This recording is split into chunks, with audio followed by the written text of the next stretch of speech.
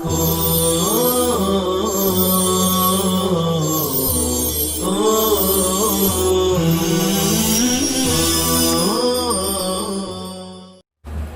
اللہ الرحمن الرحیم۔ باب تفاعل کی آخری دو خاصیتیں ہیں۔ خاصیت نمبر 10ویں خاصیت ہے موافقت مجرد، موافقت افعال، موافقت تفعیل اور موافقت استفعال۔ اس سے پہلے بھی یہ باتیں آ چکی ہے۔ کیا مطلب کہ باب تفاعل کا ثلاثی مجرد کے ہم معنی ہونا، جو معنی ثلاثی مجرد کا وہی تفاعل کا، جو معنی افعال کا وہی تفاعل کا، اور معنی سے مراد معنی بھی ہوتا ہے اور خاصیت بھی ہوتی ہے۔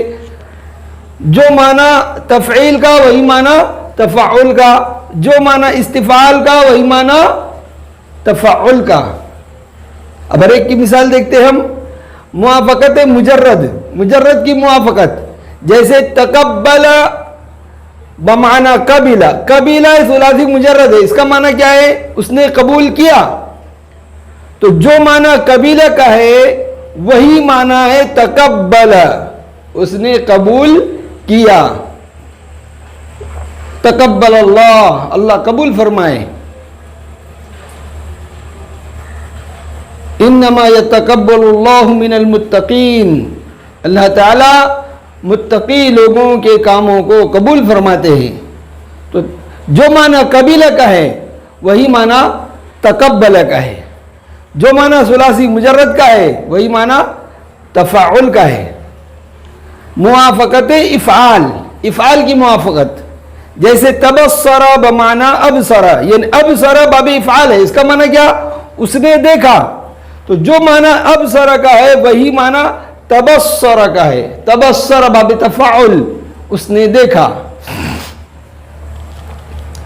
موافقت تفعیل، تفعیل کے ہم معنی ہونا، جیسے تکذب زیدن بمعنی کذبہ، جو معنی کذب زیدن کا تھا وہی معنی تکذب زیدن کا ہے۔ کیا معنی؟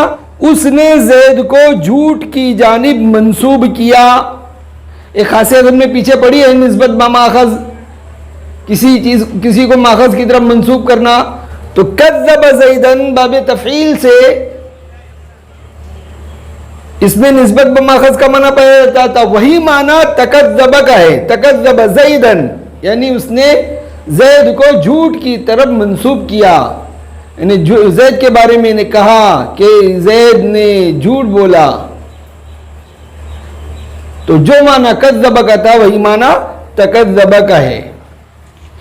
موافقت استفعال، استفعال کی موافقت، یعنی جو معنی استفعال کا وہی معنی تفاعل کا، جیسے تحوج، کس کے معنی میں ہے؟ استحوجہ کے معنی میں۔ استحوجہ کے معنی مطلب کیا؟ استحوجہ کا ماخذ ہے حاجتن، ضرورت۔ استحوجہ، اس نے حاجت طلب کی۔ باب استفعال میں خاصیت آتی ہے طلب، ماخذ طلب کرنا۔ تو استحوجہ یعنی اس نے حاجت طلب کی، تو وہی معنی تحوجہ کا ہے جو معنی استحوجہ کا تھا۔ استحوجہ یعنی اس نے حاجت طلب کی، تحوجہ کا معنی بھی اس نے حاجت طلب کی۔ تو طلب کا معنی جو استفعال میں پایا جاتا تھا وہی تفاعل میں بھی پایا جا رہا ہے۔ باب تفاعل کی آخری خاصیت 11 نمبر، 11ویں خاصیت ہے ابتدا۔ ابتدا کی تعریف بھی اس سے پہلے آ چکی کہ کسی مادے کا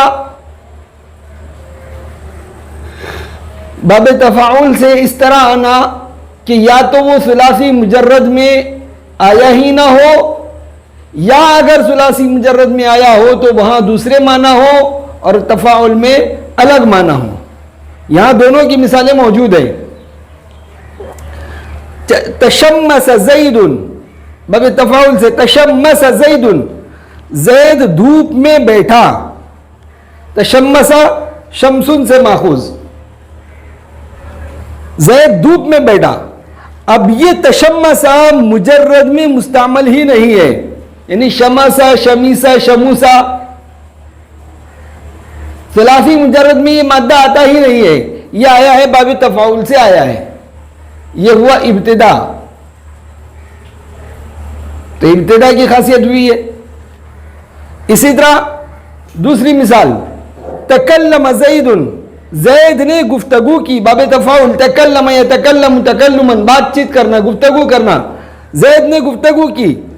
اب یہ تکلم کا مادہ جو ہے ثلاثی مجرد سے کلمن، زخمی کرنا کے معنی میں آتا ہے، یعنی ثلاثی مجرد سے الگ معنی میں آتا ہے، باب تفاعل میں یہاں الگ معنی میں آیا ہے، اس کو کہتے ہیں ابتدا.